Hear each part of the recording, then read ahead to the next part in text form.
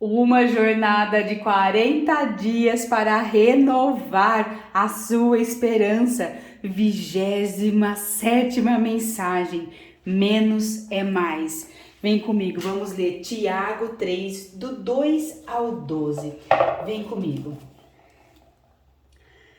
Todos tropeçamos de muitas maneiras. Se alguém não tropeça no falar, tal homem é perfeito, sendo também capaz de dominar todo o seu corpo.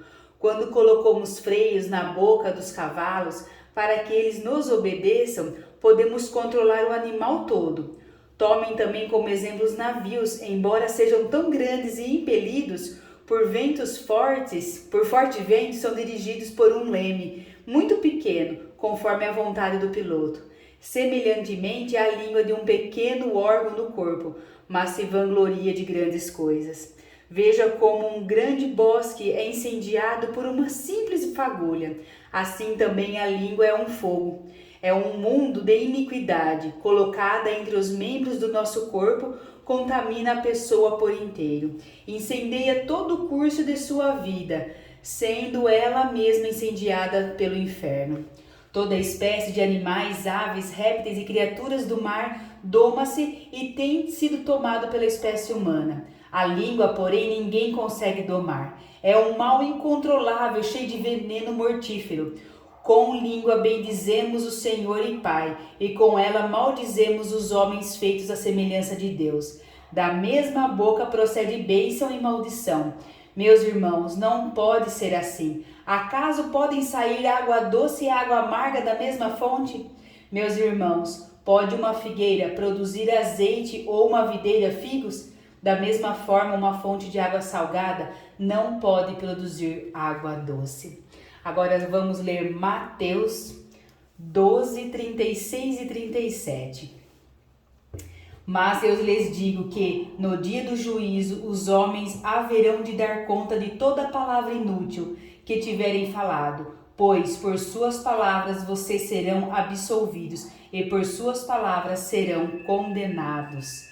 Salmos 34. Vamos lá. Saiu aqui o papelzinho, Salmos 34. 34, versículos 12 e 13. Quem de vocês quer amar a vida e deseja ver dias felizes? Guarde a sua língua do mal e dos lábios da falsidade. Afasta-se do mal e faça o bem. Busque a paz com perseverança. E vamos para a mensagem de hoje. Uma fagulha, um leme, uma língua. O que tudo isso tem em comum? Todos são pequenos, mas podem gerar grandes impactos.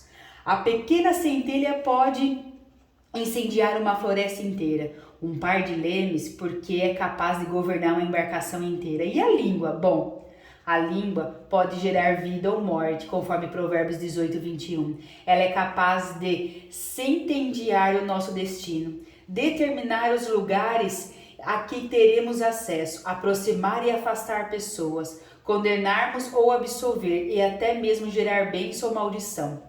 Dependendo do que sai da nossa boca, ela pode nos levar mais longe do que nossas pernas jamais sonhariam em fazer.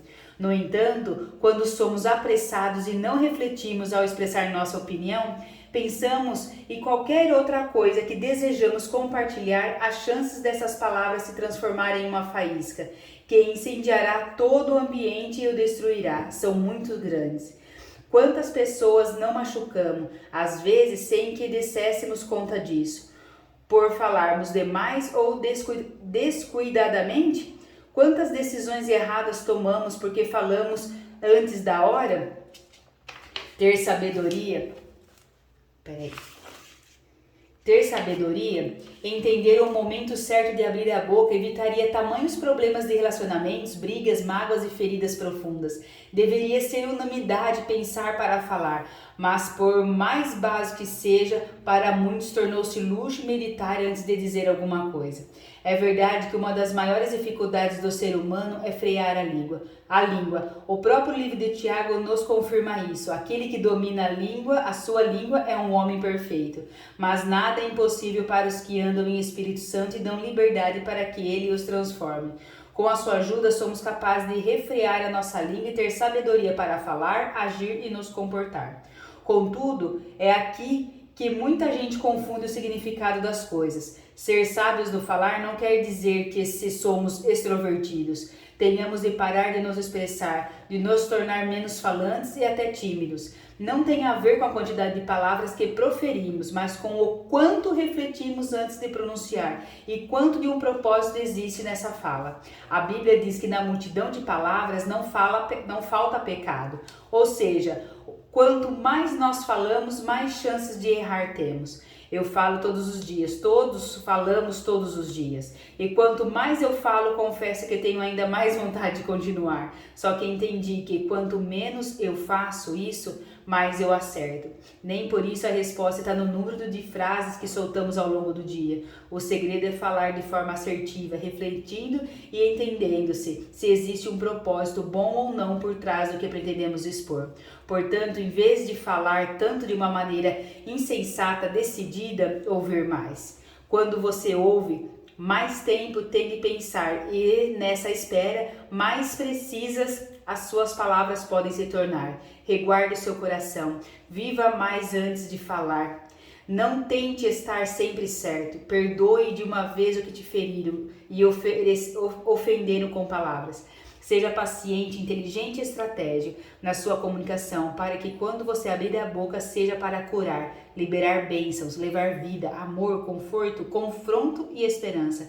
Que ao se pronunciar, seja Deus falando através de você e não aquilo que está escondido em seu coração ou em algum sentimento desejando se sobressair. Hoje, você tem o poder de escolher bênção ou maldição. Quer um conselho? Escolha a vida. Vamos para as perguntas reflexivas. Número 1. Quanto tempo você gasta falando durante o dia e ou ouvindo? 2. Quando seus amigos e parentes pensam em você, eles têm a referência de um falastrão ou de um bom ouvinte? 3. Você já perdeu oportunidade ou estragou amizades por falar sem pensar? Se sim, talvez seja o momento de fazer uma análise ainda mais profunda sobre o peso das suas palavras. Analise-se.